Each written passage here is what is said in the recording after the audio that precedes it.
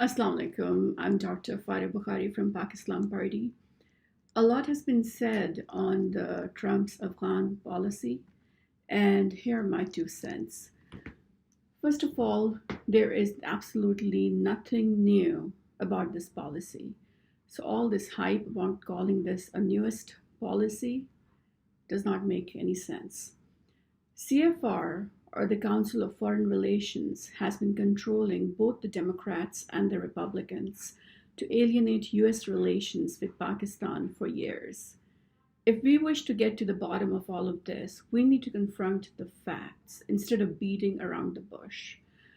The only difference between Obama's policy and Trump's policy is that Obama opposed Pakistan privately, while Trump is doing it openly. The government of US is in a state of deep matrix of corruption, where the policy makers and the policy breakers are controlled by the Council of Foreign Relations, and this in turn is controlled by the Zionists. Pakistan defies Zionism as compared to India that actually fuels it. So what you're seeing being reiterated as Trump's policy is nothing but Indo-Israeli narrative currently ruling the government of USA. What really upset me more than Trump's robotization by the Council of Foreign Relations was the deafening silence of all humanitarian agencies on the carnage of Raqqa, with scores of civilians losing their lives in US airstrikes.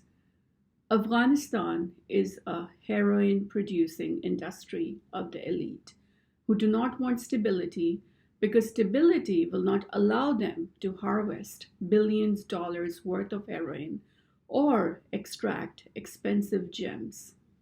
Daesh is a cult Israel funded terrorist group delegated in Afghanistan to disrupt the infrastructure so as to let the US Israeli Indian nexus continue to deploy their forces in the region. American civilians need justification for their troops on the ground. That justification comes when suicide bomb attacks orchestrated by Daesh happen in Afghanistan. More than 50% of Americans, per a recent survey, believe that 9/11 was an inside job to justify invasion of US and Israel into Iraq, Libya, Syria, and Afghanistan. Ziaul Haq, who was the leader that assisted Afghans defeat USSR, thus making US a superpower, was assassinated before 9/11. Has anyone wondered why he was killed? One obvious reason could have been his reluctance to partner with the perpetrators of 9/11 who wanted to convert the Mujahideens to terrorists. Let this possibility just sink in. Take a deep breath. Zia was killed because he refused to allow the Mujahideens of Afghan Soviet war be used in the 9/11 false flag attack that generated the mass invasion of Middle East and Afghanistan by US and Israel. 9/11 happened, unfortunately, killing thousands of innocent civilians, including Muslims as well, but no Jews. Why? Because all Jews were instructed to take off that day, a holiday that is quite difficult to comprehend because US Wall Street runs on the Jewish workforce. Now, does that make me anti Semitic? No. I love Moses, peace be upon him, and Torah, but facts are facts. Even the Twin Towers demolition is now being scientifically proven as a controlled event and not the result of an airplane explosion. When USA fought its proxy war with USSR in Afghanistan, using services of Pakistani soldiers and Afghan Mujahideens, Pakistan was not a terrorist. When USA needed Pakistan's airspace to invade Afghanistan after 9/11, Pakistan was not a terrorist. When USA needed military bases in Pakistan to orchestrate its regional ground operations, Pakistan was not a terrorist. When USA needed Pakistan's port to ship vital supplies to US Marines deployed in Afghanistan, Pakistan was not a terrorist.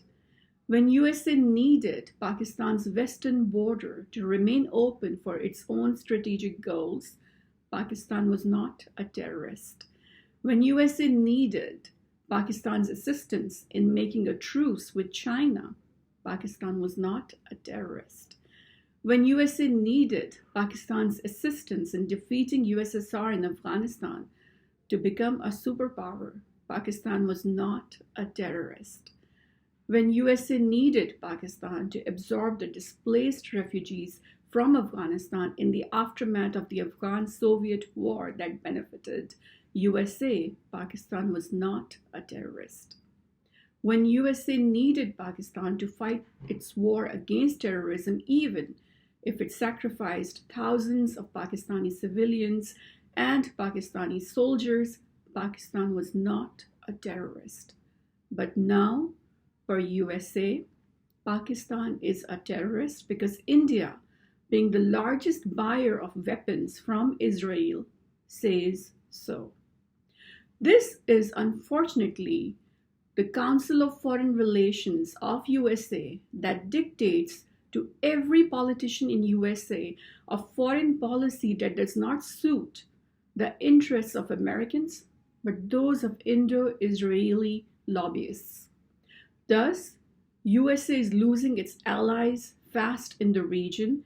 The tragic part is that after thousands of US Marines losing their lives in a war, profiteering, and oil-seeking business that culminates into trillions of dollars worth of debts, USA is still willing to fight the wars of India for Kashmir now after having fought the wars of Israel.